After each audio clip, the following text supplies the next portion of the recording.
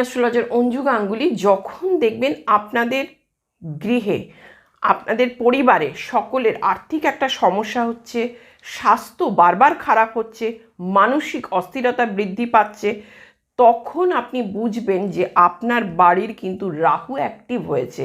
এবং রাহু অ্যাক্টিভ হয় যেখান থেকেই, সেটা কিন্তু মেইন কারণ হচ্ছে বাথরুম অর্থাৎ টয়লেট। সেইখানে কি করবেন, সেইখানে আজকের একটি টোটকা বলবো।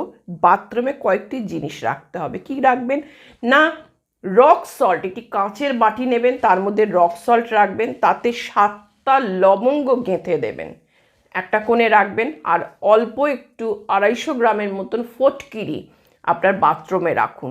দেখুন এই দুটো জিনিস রাখার পরে প্রতি শনিবার করে এগুলোকে চেঞ্জ করবেন, শনিবার দিনকেই রাখবেন। করে দেখুন যে আপনার বাড়িতে যে সমস্যা ছিল সেই সমস্যা থেকে বেরিয়ে আসতে পেরেছে।